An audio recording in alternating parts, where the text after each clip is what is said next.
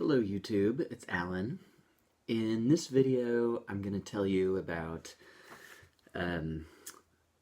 basically why I am leaning more towards metoidioplasty rather than phalloplasty. And I have a few kind of introductory things to mention. So I'm only talking about my personal opinions. I'm not talking about what anybody else should or shouldn't do. And I definitely have a lot of fears and hesitations about the prospect of lower surgery in general. But I think I'm gonna make a different video with my fears and hesitations because it would just be too much for this video, I think, and I would, like, ramble a lot. And I'm not going to be explaining what metoidioplasty and phalloplasty are. So if you don't know, then you can Google it, or I'll put the links to some information in the description area below the video. And I am continuing to research. I've done a lot of research already, both watching people's YouTube videos and Googling and other things. It's so important to do as much research as you can and not only on YouTube for surgery. And a friend who has had lower surgery told me that even if you have a really solid idea or think you have a solid idea of which surgery you want, you should research like all the surgery options, because you might come across information that would change your mind, and you want to know about that before surgery rather than after. And the last preliminary information is that I got this book about lower surgery for trans men, and I haven't read the whole thing yet, but so far it's good and is kind of helping me think through things, so I wanted to show it to you and recommend it. Perhaps you've heard of it. It's fairly well known. It's called Hung Jury: Testimonies of Genital Surgery by Transsexual Men by Tristan T. Cotton. So it is available to buy on Amazon if you want it.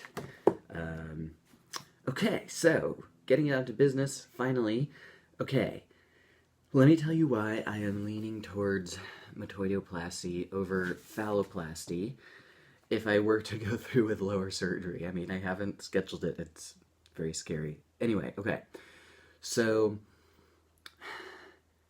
something I like about metoidioplasty is just that it's less of a gigantic thing to go through, even though it is a really huge surgery, of course, but there's fewer surgeries.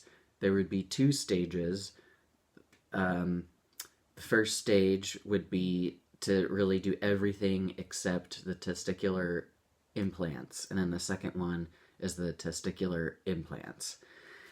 Whereas with phalloplasty, there's like at least 3 surgeries, I think, and it seems like people who I've seen on YouTube who have had phalloplasty end up having more surgeries, sometimes a lot more, to fix complications and stuff, because that's another thing that's related.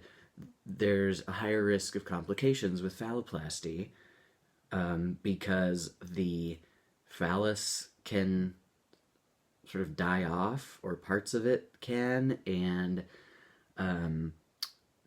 there's more chance of problems with peeing, like fistulas, in other words, like a leak in a wrong place, or strictures, where the urethra closes up to some extent, because the new urethra is much longer with phalloplasty than it is with metoidioplasty, so more chances of complications, and that just really turns me off to a large degree.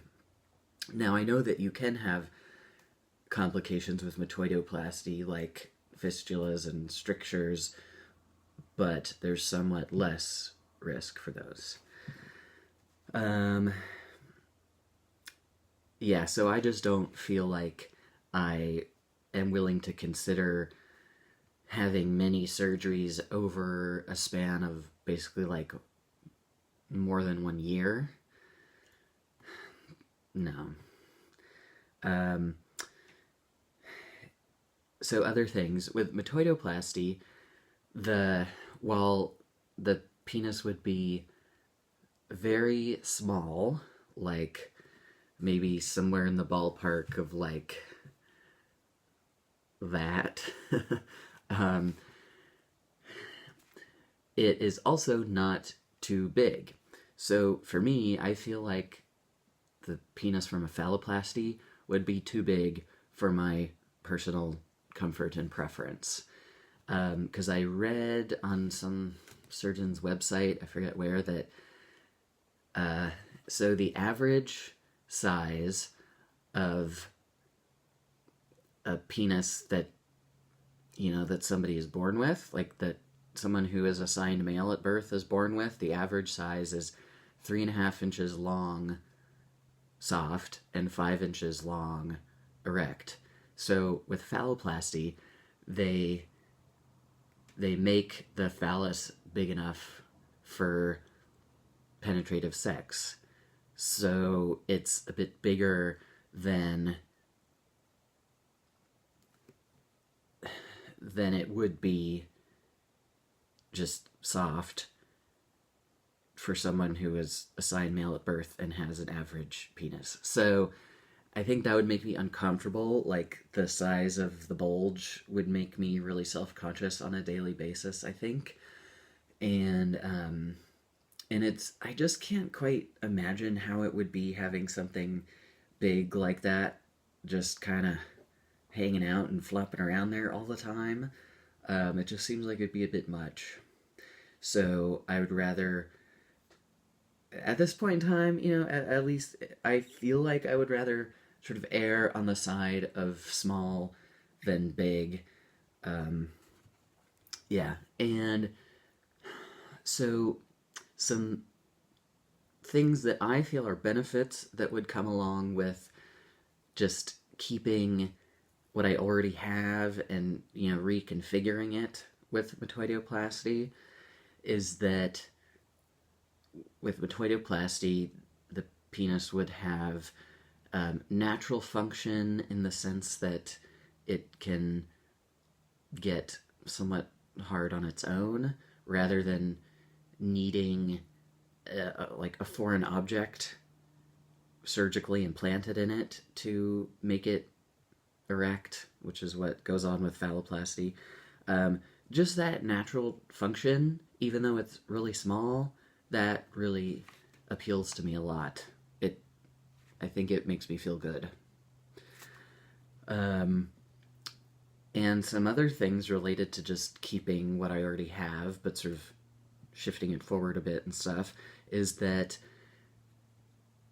there's not really any chance, at least if you go with a good surgeon, there's not really any chance of losing erotic sensation. There's not much chance of losing the ability to orgasm. And now, so that is super important. It's probably the most important thing. Now, with phalloplasty, like, they do keep what you already have, for sensation, but they tend to, like, sort of bury it in the base of the new phallus, which I don't understand quite what that means or how that works, but it's not like they remove it or anything, so you still have some sensation, but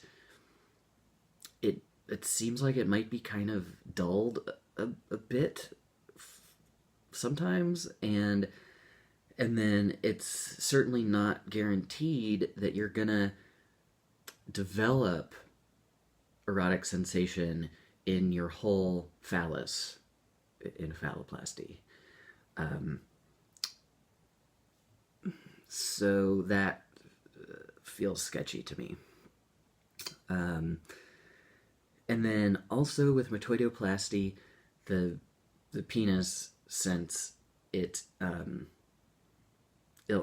since it's what I already have, even though it's really small, it would keep sort of a natural appearance in that, I mean, already it kind of looks like a very small penis, like, you know, with, it's got the head and the way the skin looks sort of natural. Well, I shouldn't put that in quotes because it is completely natural. With the quotes, I'm just thinking that I don't want to say that phalloplasty doesn't look natural, because I've seen some that look really great in pictures online. But yeah, hopefully you get what I mean. Okay, what else? Okay, yeah, so maybe I should mention my priorities. I guess I've kind of hinted at that already. So my priorities are not risking losing any sensation. And my priority is not having a huge risk of lots of complications. And what else? Look at my list here. Is that it? I felt like there's more I was gonna say, but nothing's coming to mind. Oh yeah. So, I would definitely want urethral lengthening, because if I'm gonna go through all that insanity of going through that major surgery, I think it would be pretty crazy if I went through that and was not able to stand to pee, or if I didn't even try for that. So definitely want the urethral lengthening. Okay. So let me say some more things. So another reason why I am not into phalloplasty, I kind of alluded to this before, is that to have the ability to have an erection, you need to get some kind of foreign object surgically implanted in it, like an erectile device, either the kind that inflates with a saline solution and there's a little pump in one of the testicles, or the semi-rigid, whatever it's called, where my impression is it's like a bendy thing and you can bend it up or down, but I would not be comfortable with that, because it would never be like actually soft, and I think that would just be way too weird of a situation for me. So these erectile devices can erode out, like either right after they're implanted or much later on. They can end up like poking through the skin or something, and you have to get them switched out. And that is out of the question for me. That would be way too scary and anxiety provoking, and it just adds to the number of surgeries. So that's, at this point, out of the question. Oh yes, the other huge thing, of course, about phalloplasty, is large scars in one or more places on your body. So they usually use the skin from the forearm to create the phallus, and then they put a graft from your thigh onto the arm so that you have some skin on your arm. And I think I would just feel too uncomfortable with a big old scar on my arm. I think that would give me a certain type of dysphoria, or, like uncomfortableness with my body, in a way that I kind of don't know that the phalloplasty would make up for. And if they were to if they did the ALT where they use skin from your thigh instead of your arm, then the phallus can end up too fat, and it can end up with less sensation. So not into that. And I've been thinking as I've kind of pondered what this would be like. I've been thinking like I kind of doubt that I have enough sort of flesh on my forearm for that. Because, well, I have a lot of extra flesh in my midsection, more than you would think from looking at this part of me. It's like it all goes there, and love handles, it does not go to my arms. I mean, like I'm pinching that, like there's like no fat there. So, I mean, that's, I feel like it would make a phallus that's like that big or something. So I doubt that would work. It's like I'd have to gain a ton of weight. And since it tends to go to my midsection, it's like I would have to get like so fat for any of it to end up going to my forearms, I feel like. And I just, nah, I'm not into that. Now, I'm not saying here like, ooh, I'm so thin, because like I said, I'm not. I have it, it's just not in this location. Yeah, okay. Anyway, what else? Oh yeah, so more stuff related to the arm graft situation. So I've observed from people that I've seen on YouTube that the graft that they put there can really stick to the muscle. So it can be hard and weird to really move in these ways and to use your hand and arm in the same way that you did before. And it can potentially cause issues with sensation in your hand. And you can get like lots of swelling in your hand, even past the first few weeks. So I am not up for that because maybe one of the most important aspects of my existence is being active, and I am really into rock climbing. That's really important to my happiness, and just working out in general, so I don't want to risk any problems with my arm or hand. I think that those kind of problems would, like having the phalloplasty would not totally make up for those problems with arm and stuff. That the happiness would not balance out properly. Okay, I just want to be thorough. There's a couple other things I can mention.